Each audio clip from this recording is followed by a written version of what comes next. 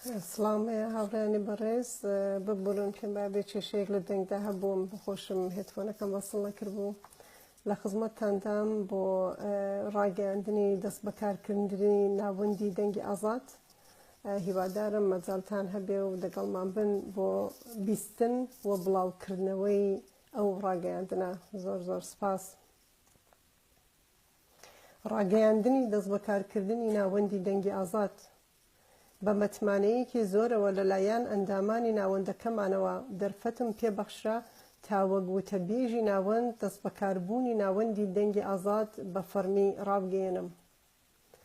ناوەندی دەنگی ئازاد ناوەندێکە بۆ کۆکردنەوە و دروستکردنی پەیوەندی پتەوی فکری و زانستی لە نێوان تاک و کۆمەلگاکەمان تا بتوانین بە یەکەوە خۆمان بپارێزین لەو زیان و مەترسیانەی کە ئاینەکان بەگشتی و ئیسلام بە تایبەتی بۆ سەر مرۆڤایەتی هەیەە. ناوەندی دەنگی ئازاد بەڕەچاوکردنی یاساکانی نەتەوە یەکگرتوەکان و ئەو مافانەی لە جارنامەی گەردوونی مافەکانی مرۆڤدا هاتوون درێژە بە چالاکیەکانی ئەدات. بەو ئامانجە ڕێکخراوەکەمان هەوڵ ئەدات کە کۆمەڵگەیەکی تەندروست بنیاد بنرێت تا شەرع و یاسا و ئاکار و ڕێکارە شەرعیەکانی سەرجەم ئاینەکان لە سیستمی پەروەردە و دامودەستگاکانی یاسایی و فەرمیەکاندا دوور بخاتەوە و کۆمەڵگەیەکی مەدەنی و زانستی دروست بکات تا هەموو تاکێکی کورد بتوانێت ژیانێکی یەکسان ئازاد و ئارام ئەزمون بکات. ئەم شۆڕشە بەردەوام بوونی بووە و هەبووە و لەم پێناوەشدا قوربانی و لە خۆبردووی زۆرمان بینیوە.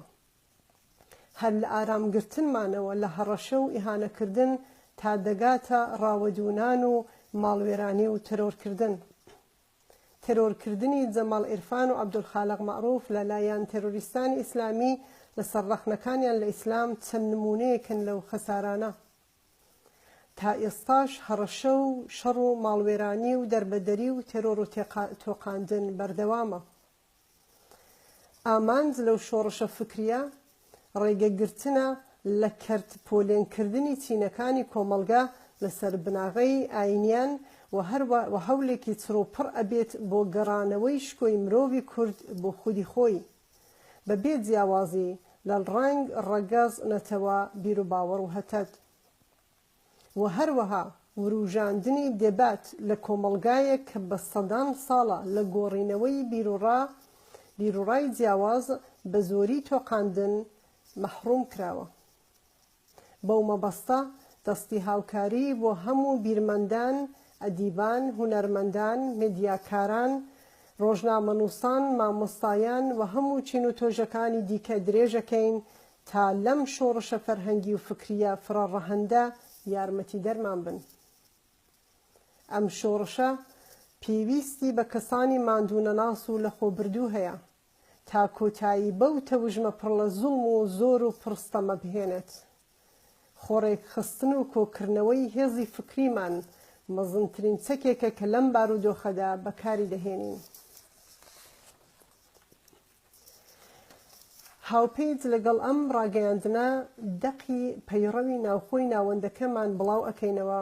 پێشتر توانیومانە ناوەندی سلێمانی و ناوەندی هەولێر و ناوەندی ئوروپا پێک بهێنین ئەگەر پەیڕە و مەبەست و ئامانجەکانمان لەلایەن ئێوەوە قبوڵ کرا تکایە پەیوەندیمان پێوە بکەن تا بە هاوکاری ئێوە ناوەندی تری شار و شارۆچکەکانی دیکە پێک بهێنین.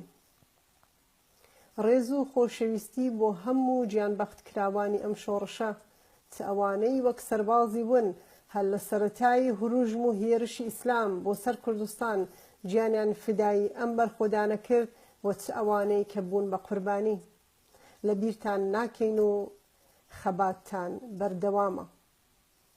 ئومێدێکی گەش بۆ گەیشتن بە ئامانجەکانمان ناوەندی دەنگی ئازاد 24/6/2017 زاینی لە ستۆکۆلمەوە.